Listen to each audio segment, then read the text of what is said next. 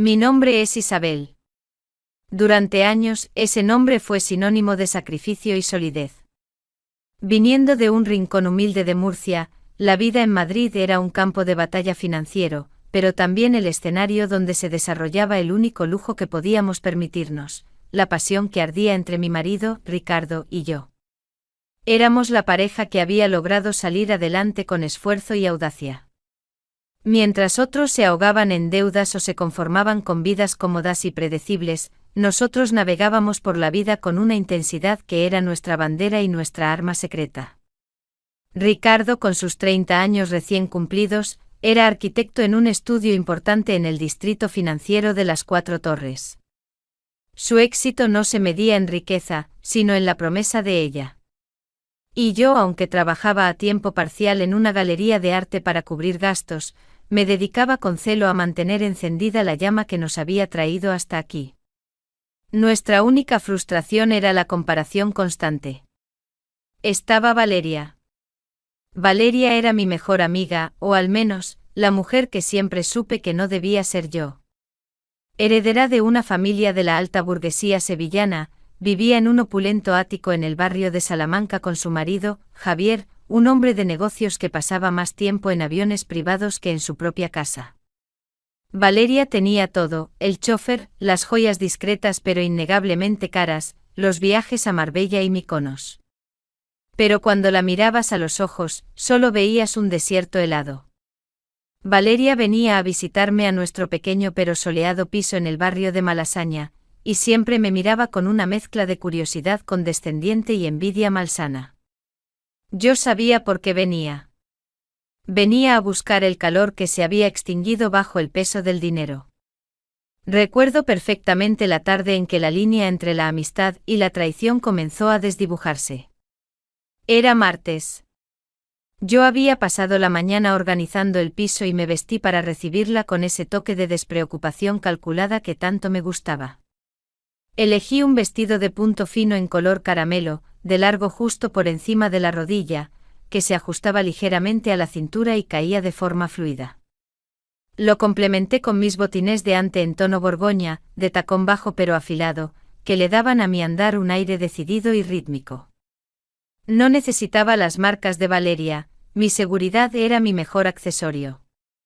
Valeria llegó con esa apariencia de lujo aburrido que siempre la caracterizaba, un traje sastre de lino beige, impoluto, con un bolso minúsculo que probablemente costaba lo que yo ganaba en 3 meses. «Ay, Isabela», dijo suspirando mientras se dejaba caer en nuestro sofá, demasiado mullido y viejo para su gusto, Madrid me agota. Pero es que no soporto la paz de mi casa. Javier vuelve a estar en Monterrey. 10 días sola. Es el silencio de la opulencia, ¿sabes? Yo asentí, sirviéndole un café.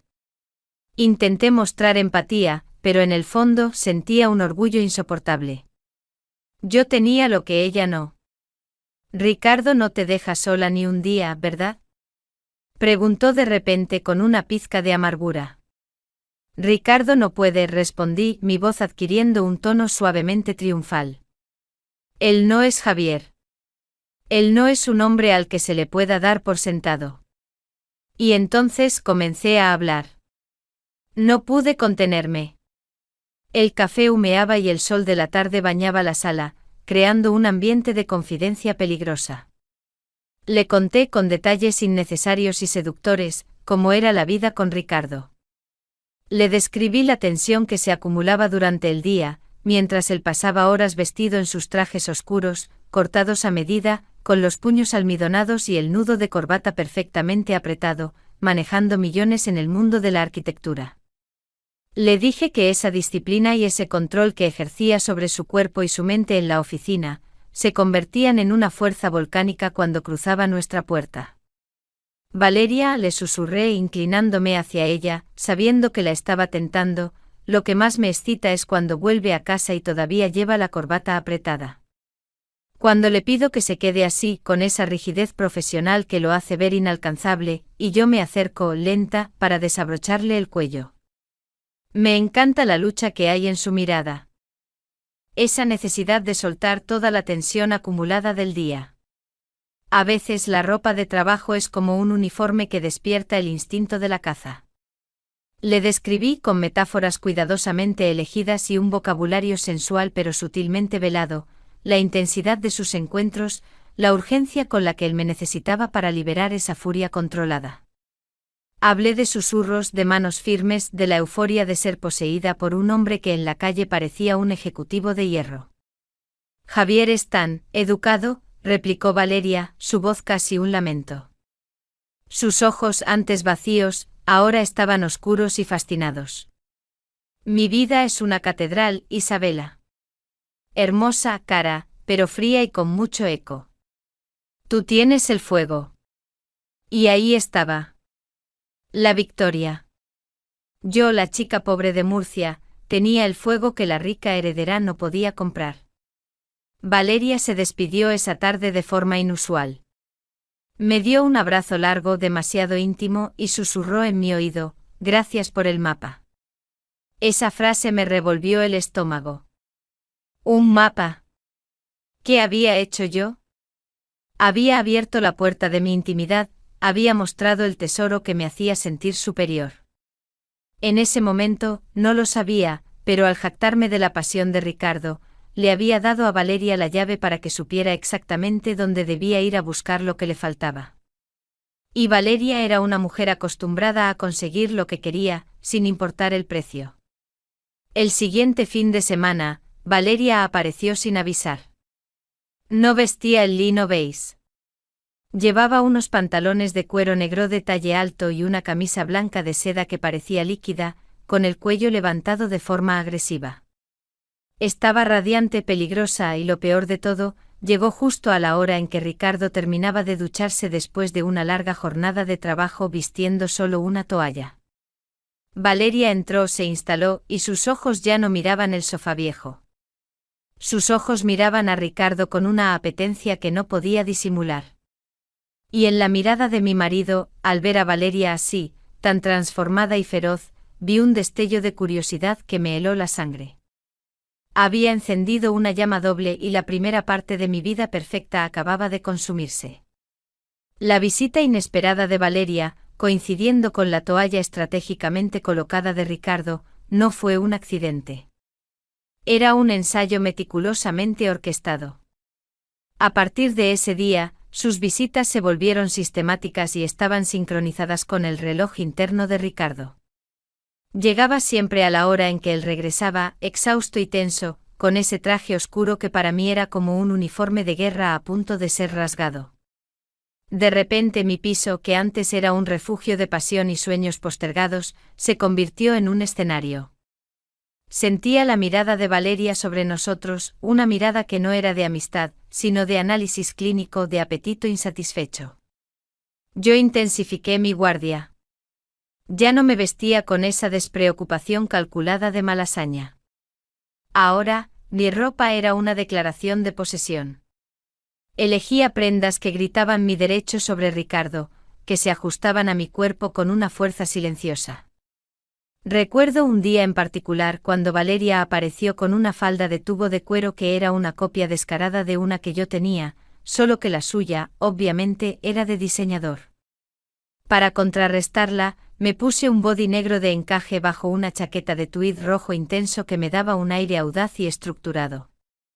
Mis tacones eran unos estiletos con pulsera al tobillo que añadían un peligro rítmico a cada paso. Yo estaba luchando por mi territorio, utilizando la moda como un escudo y una provocación. Ricardo, ajeno a la batalla subliminal de vestuario, disfrutaba de la atención. Me dijo un día con esa sonrisa de niño malo que tanto me gustaba, Valeria es estimulante. Trae consigo ese aire de privilegio que me recuerda porque trabajo tan duro. Y parece que tú, mi Isabela, te pones más feroz cuando ella está cerca. Sus palabras me hirieron más de lo que quise admitir. ¿Mi pasión solo se encendía bajo la amenaza de su dinero y su estilo de vida?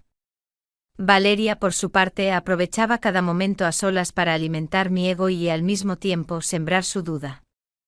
Fue durante una tarde de tapas en la calle Cavabaja, con el ruido del Madrid antiguo rodeándonos, cuando finalmente derramó su veneno.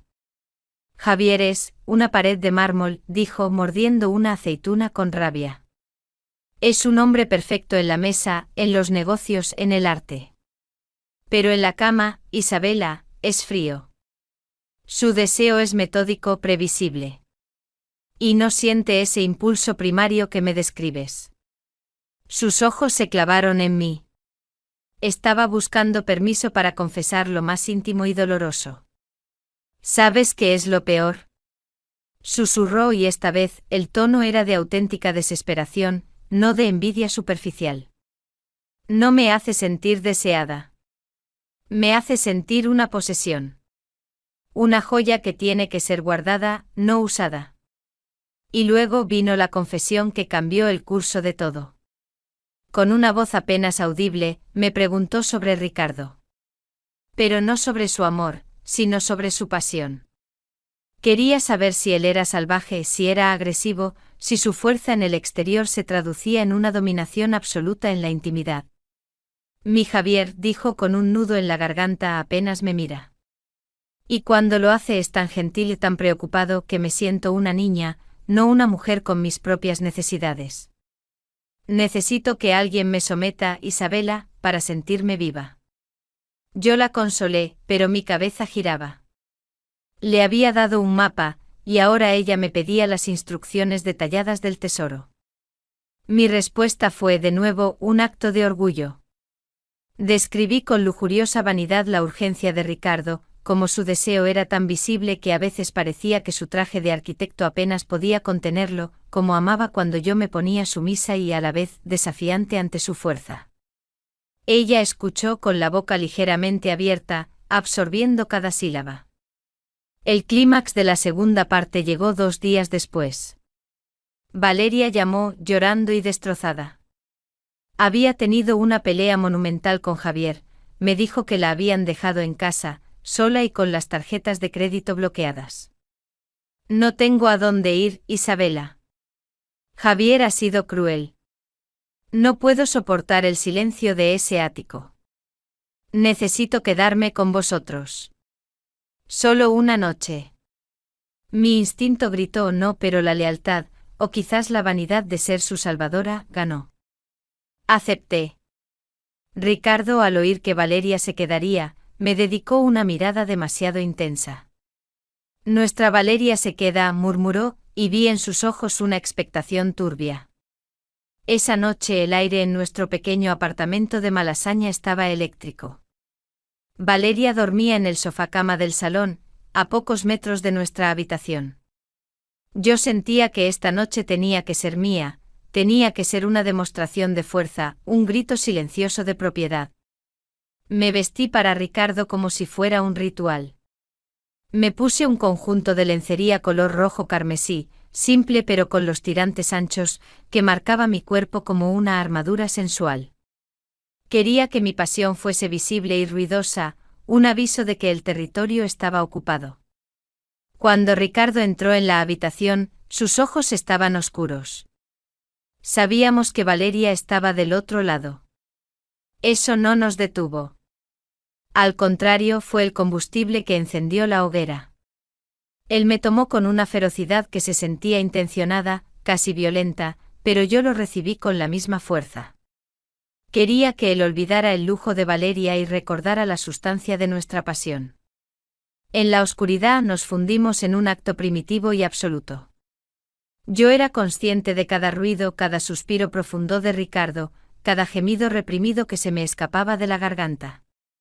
No era solo sexo, era una proclamación. Ricardo era mío. Me entregué al momento, dejando que mi voz se alzara un poco más de lo habitual, no por descuido, sino por necesidad. Necesitaba que ese sonido de nuestra pasión, que esa evidencia de que Ricardo era el hombre más salvaje que conocía, llegara hasta el sofá del salón. Necesitaba que Valeria supiera exactamente lo que se estaba perdiendo. El acto terminó con una tensión explosiva. Estábamos agotados, exhaustos, y en el silencio posterior, lo único que se escuchaba era la respiración agitada de ambos. A la mañana siguiente me desperté tardísimo, sintiéndome poderosa y a la vez culpable por la exhibición. Encontré a Valeria en la cocina, bebiendo café. Estaba vestida con una de sus blusas de seda, pero su rostro no tenía el aire de lujo, estaba demacrado y sus ojos estaban fijos en un punto indefinido. «No has dormido bien, ¿verdad?», le pregunté con una mezcla de lástima y cruel satisfacción. Valeria se volteó, y en su mirada vi el mismo fuego que había intentado sofocar con el dinero. «He oído todo, Isabela», dijo, su voz era un susurro roto. «Sé por qué gritabas. Sé lo que tienes». Y al pronunciar esas palabras, supe que mi grito de posesión no había servido para alejarla, sino para atraerla fatalmente hacia mi marido. Ella ya no envidiaba mi vida, envidiaba mi hombre. Y el juego se había vuelto mortal. Mi grito de posesión había sido en vano.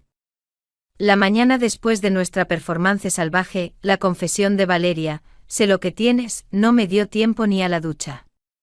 Yo, enceguecida por mi propia vanidad, aún creía que mi pasión era incomparable.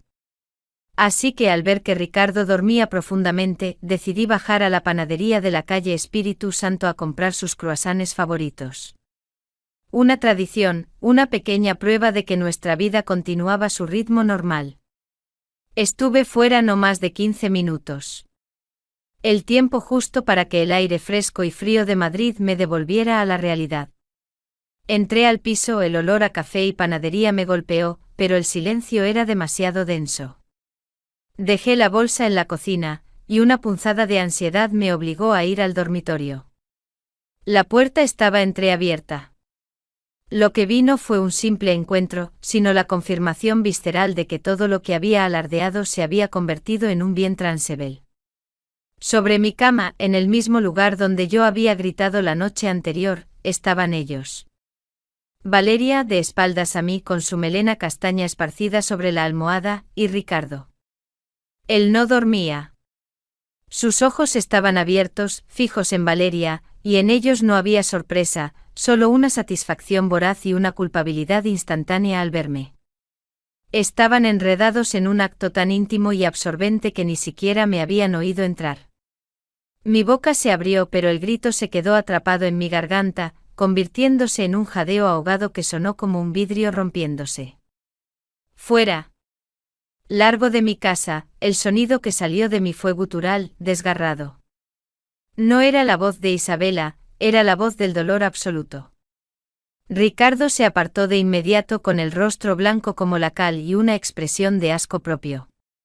Valeria, más rápida y más fría, se cubrió con la colcha, pero no sin antes mirarme por encima del hombro con una frialdad calculadora que me heló el alma. No había arrepentimiento, solo un cumplimiento objetivo de su objetivo. Me dirigí a ella con el cuerpo temblando, señalándola con el dedo, mi furia destilando bilis. «Tú, mi amiga. La que venía a llorar su miseria dorada. ¿Así me pagas la confianza? ¿Robando lo que te describí con tanto orgullo? Vete a tu jaula de oro con tu marido estéril y déjanos en paz».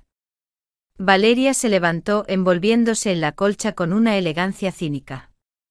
«Tú me dijiste que tenías el fuego, Isabela». «Yo lo tomé prestado», dijo, su voz tranquila y dura. «Y la verdad es que te doy las gracias. Me mostraste dónde estaba la pasión. Y él, Ricardo, me demostró que yo aún puedo ser deseada, no solo comprada». Se vistió en segundos con sus ropas caras, la seda y el cuero negro, que ahora parecían la armadura de una ladrona. Antes de cruzar la puerta, me miró una última vez con una media sonrisa. «Tu vanidad fue mi mejor aliada, Isabela». El portazo fue la sentencia. Me quedé sola con Ricardo, que ya se había vestido apresuradamente. Estaba sentado en el borde de la cama, con la cabeza gacha, un retrato del castigo. «¿Cómo pudiste, Ricardo?», pregunté y mi voz se rompió en un llanto amargo. Nuestra pasión era lo único que teníamos. Él levantó la vista. Y lo que vi en sus ojos no fue solo culpa, sino una lógica escalofriante. Ella no fue solo por el sexo, Isabela. Ella fue por la promesa. «¿Qué promesa?», demandé. ¿Promesa de qué? ¿De que te iba a dominar más que yo? Promesa de futuro. Gritó, levantándose de golpe. Mira a tu alrededor. ¿Crees que este piso, mi traje, el sudor de mi trabajo, nos llevará a donde Valeria vive? No. Ella me dijo que yo tengo el talento, el porte, la fuerza que a su Javier le falta. Me dijo que mi disciplina en la oficina y mi agresividad en la cama son exactamente lo que el mundo del gran capital necesita. Mi corazón se hundió. Había pasado del placer a la transacción. Ella me puede dar el dinero que tú y yo tardaríamos 20 años en ganar. Me prometió inversiones, un puesto en el nuevo proyecto de Javier, incluso un apartamento en Tetuán con vistas. La rabia me cegó. Había convertido nuestro íntimo fetichismo, su traje de poder, mi sumisión deseada, en una moneda de cambio. ¿Me estás vendiendo por dinero, Ricardo? ¿Nuestra intimidad es solo un catálogo de virtudes para la mejor postora? No te estoy vendiendo, estoy mejorando nuestras condiciones.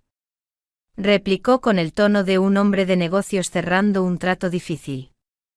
Ella es hermosa, tiene esa actitud altiva que me desafía, y me paga para que la desee.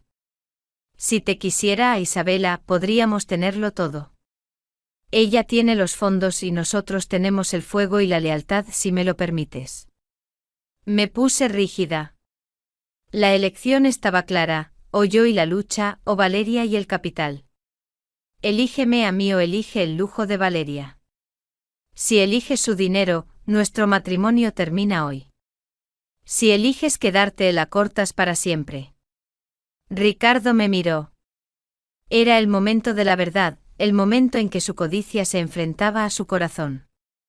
Se acercó, me abrazó con una fuerza desesperada y me besó con una urgencia arrepentida. Te elijo a ti, mi Isabela. Siempre a ti. Ella fue un error, una tentación barata que se puso a mi alcance. Lo juro por lo más sagrado, no la volveré a ver. Pareció genuino. Su abrazo era apremiante, sus promesas dolorosas. Quise creerle. Pero el aire ya estaba contaminado. Semanas después intenté revivir nuestra pasión, vestida con mis mejores trajes de dominio, un vestido tubo de cuero, mis botines más altos, ropa interior de red, esforzándome por superar la oferta de Valeria en la cama. Él respondía sí, pero con una distracción sutil. El fuego se sentía forzado, la llama artificial. Y entonces lo vi. El elemento de la prueba. Una tarde, al revisar su cartera antes de lavar sus pantalones del traje, encontré algo que no encajaba con el sueldo de arquitecto. No era una simple cantidad, sino un grueso fajo de billetes de 50 euros, meticulosamente doblado. 5.000 euros. Lo miré con las manos temblando. Él no ganaba eso en un mes, ni siquiera con las horas extras que había inventado últimamente. ¿Qué es esto, Ricardo? Dije, mostrando el fajo. Me miró sin pestañear. Su cara era ahora una máscara de fría indiferencia. Valeria me lo dio. Como anticipo para ayudarme con la inversión que haremos. Dijo que era para que no me sintiera humillado de ir a verla sin un regalo. Inversión. Verla. El trato no había terminado. Valeria no se había rendido. Había puesto dinero donde yo solo había puesto orgullo. En ese momento entendí que no era una cuestión de fidelidad, sino de poder. Él ya estaba enganchado a la droga del capital de Valeria. Y yo solo con mi pasión ardiente no era suficiente para competir contra un fajo de billetes en un traje de arquitecto. Los 5.000 euros escondidos eran más que dinero, eran la sentencia de muerte para mi matrimonio. Las semanas siguientes se convirtieron en un infierno silencioso. Ricardo seguía volviendo a nuestro piso, cenaba conmigo y de vez en cuando me tomaba en la cama. Pero yo notaba la distancia. Su cuerpo estaba conmigo, pero su mente, y ahora lo sabía, su cartera, estaba en la órbita de Valeria.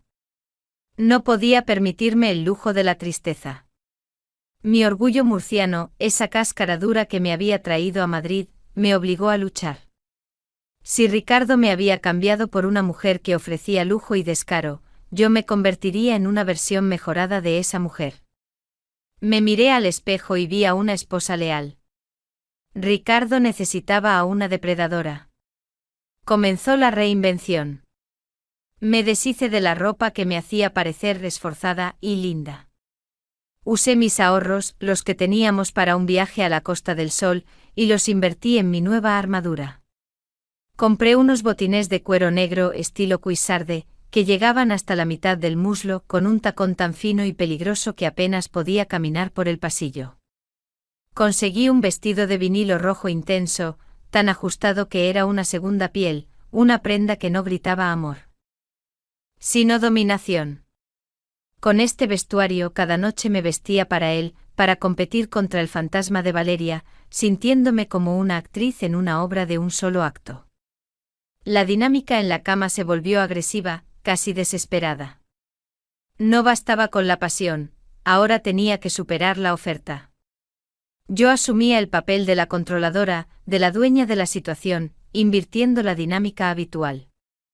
Quería que él sintiera que me ganaba por la fuerza, que le costaba un esfuerzo brutal doblegarme. «Quédate así, Ricardo», le susurraba con la voz grave, tirando de su corbata o desabrochándole la camisa solo hasta la mitad. «Me gusta que te cueste trabajo perder el control. Me gusta el traje y la furia que hay detrás». Mi esfuerzo era titánico. Me forzaba a ser la mujer de negocios indomable que él admiraba en Valeria, solo para ser reclamada por él en la intimidad. Él respondía sí. Había momentos de antigua, explosiva necesidad, donde su agarre en mi muñeca o mi cintura era tan firme y apremiante que casi olvidaba por qué lo hacía. Pero justo después, en la calma, sus ojos volvían a estar vacíos. Él estaba cansado. El fuego se había convertido en un deber para él, una forma de equilibrar las cuentas. Una noche, agotada por mi propio circo sexual, me atreví a preguntarle la pregunta que me atormentaba. ¿Por qué ella, Ricardo? ¿Qué te da que yo no pueda darte? Soy más salvaje, soy más tuya.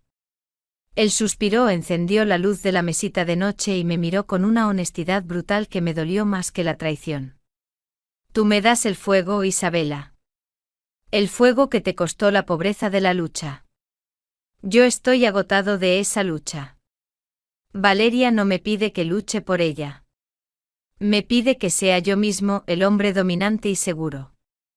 Y a cambio me da la libertad de no tener que preocuparme por las facturas. Ella compra tu fuerza y yo la inspiro, rebatí, sintiendo el ardor de las lágrimas. Ella me da poder y placer, Isabela. Tú me das pasión y deuda. Me dijo que con su dinero, yo podría ser el arquitecto más dominante de Madrid, sin tener que rendir cuentas.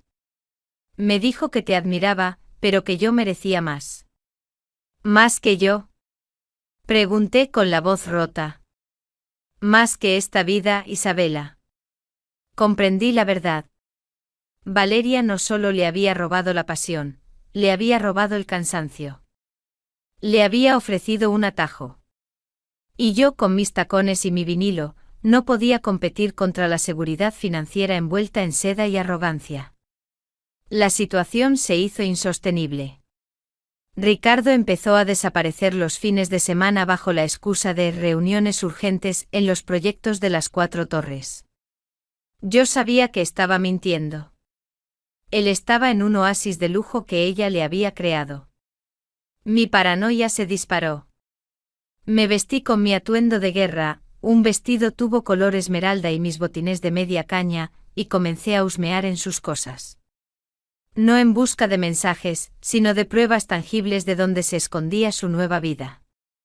Lo encontré en el forro interior de su maletín de arquitectura, una tarjeta de acceso con el logotipo de un exclusivo complejo residencial cerca de la zona financiera. Y el nombre, Valeria de la Riva, Ático 42B. Esa noche no hubo seducción. Solo hubo una determinación fría y asesina. Me puse mi atuendo más sobrio, el que me hacía sentir fuerte y peligrosa sin ser abiertamente sexual, un traje pantalón negro de corte impecable, con una blusa de seda ajustada y cuello alto. Mis zapatos eran mocasines de charol, planos pero con una punta afilada, aptos para correr y para la confrontación. Dejé una nota concisa sobre la mesa de la cocina, escrita con la misma frialdad con la que Ricardo me había hablado de negocios: fui a terminar lo que tú no terminaste. Tomé un taxi directamente al complejo residencial. Mis manos sudaban dentro de mis guantes de cuero. Subí al ático 42B. El piso era espectacular, con ventanales que ofrecían una vista privilegiada de todo Madrid. Valeria me abrió la puerta. Estaba en una bata de seda plateada, con el pelo suelto y un aire de absoluto triunfo. Parecía haber estado bebiendo cava. Isabela, ¿qué haces aquí? ¿Vienes a ofrecerme un trato mejor?, dijo con una sonrisa cruel. Vengo por mi dignidad, respondí, entrando sin ser invitada. Entramos en el salón. El ambiente era de opulencia fría. Había algo en la mesa de centro, una llave de coche y un documento financiero abierto, revelando una cifra enorme. Él me eligió, Isabela. Me eligió porque yo no lo avergüenzo con la pobreza. Me eligió porque yo no pido un crédito para unos zapatos. Yo se los compro, dijo Valeria, con la voz llena de arrogancia. Tú le diste la pasión, yo le di el permiso para ser rico. En ese instante la puerta del dormitorio se abrió. Era Ricardo, vistiendo una bata de baño con el pelo húmedo. Su rostro pasó de confusión al terror al ver a las dos mujeres de su vida, vestidas como reinas rivales, en el mismo salón. Valeria, Isabela. Parad, gritó. Pero ya era demasiado tarde. La confrontación había cruzado el límite de las palabras. Valeria, con un movimiento rápido y furioso, tomó una escultura de cristal de la mesa y la levantó. Si ella te deja libre, siempre volverás a ella. Yo te compré y eres mío. Gritó con los ojos inyectados en sangre. Ricardo se lanzó hacia ella para detenerla. Pero Valeria lo esquivó y, en un instante de locura, se giró hacia mí con el objeto de cristal. Yo me agaché, pero la fuerza de su ataque me hizo perder el equilibrio. Caí hacia atrás, chocando contra el ventanal de piso a techo que daba al vacío de Madrid. El cristal crujió peligrosamente y yo sentí el aire frío de la capital en mi nuca. Lo último que vi antes de agarrarme desesperadamente a la cornisa interior fue el rostro de Ricardo, paralizado entre la culpa y el horror, mientras el cristal se resquebrajaba bajo mi peso. Mis dedos se aferraron al frío aluminio de la cornisa, raspando la seda de mi blusa. El cristal detrás de mí crujía, la caída al vacío era vertiginosa, y el viento gélido de la noche madrileña me arrancaba el aliento.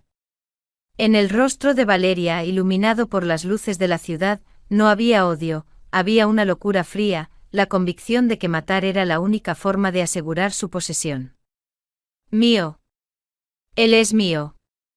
Gritó tratando de golpearme con la base de la escultura. Ricardo reaccionó por fin. Su parálisis se rompió ante la visión de la muerte. No gritó mi nombre, gritó el de ella. Se abalanzó sobre Valeria con una fuerza salvaje, la misma dominación que yo había admirado, pero ahora dirigida a su amante y socia. La sujetó por el brazo con una brutalidad calculada, separándola de mí. Ese forcejeo fue mi única oportunidad. Usé el impulso de la colisión y, con un esfuerzo agónico, me impulsé hacia arriba, cayendo de rodillas sobre la fría piedra del ático. Estaba viva, pero mi corazón era una masa magullada.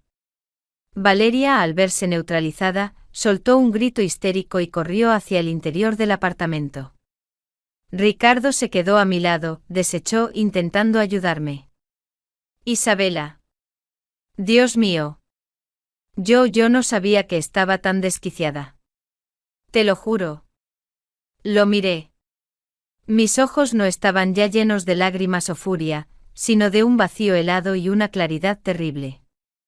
Ya no veía al marido traidor, veía al oportunista que había usado la pasión de una y el capital de la otra para forjar su propia corona. No me toques, Ricardo, dije, mi voz apenas un susurro que llevaba el peso de mi vida destruida. Tu toque ahora es solo contaminación.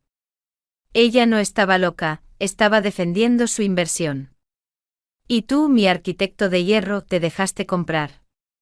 Me levanté. Mis rodillas temblaban. Me ajusté mi traje pantalón negro alisando las arrugas, intentando devolver la dignidad a una silueta que acababa de ser humillada. Ya no eres ni el mío ni el de ella, Ricardo. Eres tu propio mercenario. Quédate con su apartamento, con su dinero y con la vista de Madrid. Yo me voy de tu juego. Crucé el salón, ignorando el silencio roto. Encontré mi bolso en el sofá y salí, sin mirar atrás, sin importarme el destino de Valeria. Había perdido una amiga y un marido, pero había recuperado mi autonomía.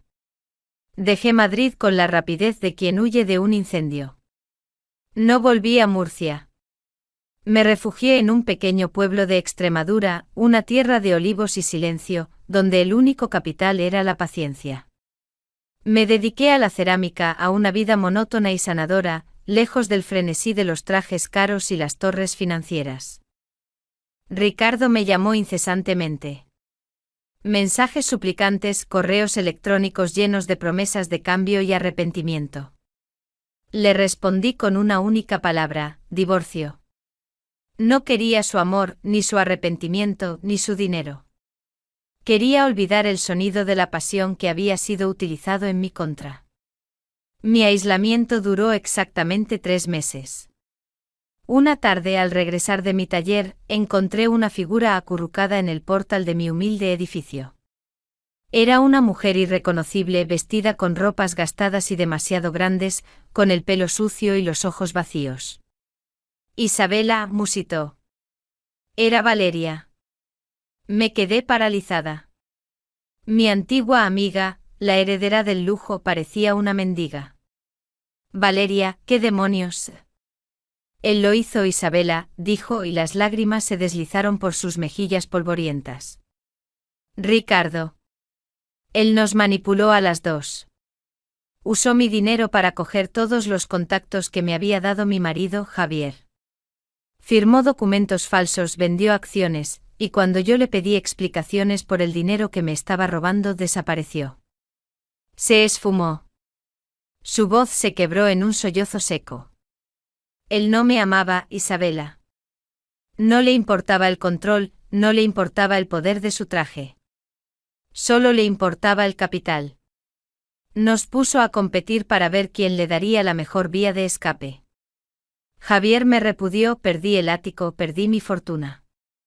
Me lo quitó todo. Me miró con una desesperación cruda, y en sus ojos vi por fin el reflejo de mi propio dolor. Ambas fuimos víctimas de la misma codicia calculada, alimentada por mi pasión y su arrogancia. Ricardo no se había quedado con Valeria, se había quedado con su dinero y había escapado. No tengo a dónde ir. Necesito volver a Sevilla, a mi familia, tengo que encontrar a Javier y explicarle. Yo no sentí lástima. Solo la dura satisfacción de que la arrogancia de Valeria había sido castigada. Vuelve con Javier, Valeria. Él es tu única seguridad ahora. Yo no te ayudaré. He tardado demasiado en encontrar mi paz aquí. Entré en el portal y cerré la puerta, dejándola sola. Fui implacable. A la mañana siguiente Valeria se había ido. En el umbral, sin embargo, encontré un pequeño objeto brillante envuelto en un pañuelo de seda arrugado. Era un pequeño colgante de plata, delicadamente trabajado, con la forma de una minúscula llave antigua. Era idéntico al que vi una vez que Javier siempre llevaba. Junto al colgante había una nota, escrita con una caligrafía temblorosa de Valeria. Esto no es para mí. Es el verdadero mapa. El dinero que Ricardo tomó de mí, y que Javier guardaba, no estaba en el banco. Está en una caja fuerte en Andorra. Yo nunca pude usar la llave. Ahora es tuyo, Isabela. Para que entiendas que la pasión no vale nada si no tienes el control. Toma lo que se te debe. O sigue haciendo cerámica. Me senté en el suelo de mi humilde apartamento en Extremadura, con la pequeña llave de plata fría en mi mano. Andorra. Un paraíso fiscal, la culminación del cinismo de Javier y la codicia de Ricardo. Yo había huido del dinero, de la pasión violenta y de la manipulación. Ahora el dinero regresaba a mí en forma de una pequeña, incitante promesa. ¿Qué haría la nueva Isabela? ¿La mujer que había aprendido a valorar la paz sobre el estatus? ¿O la depredadora que Ricardo y Valeria habían intentado crear, la que sabía que el control era la única moneda que importaba? El silencio de Extremadura se rompió por el latido salvaje de mi propio corazón. El juego había terminado para ellos, pero para mí, acababa de empezar una nueva, peligrosa búsqueda.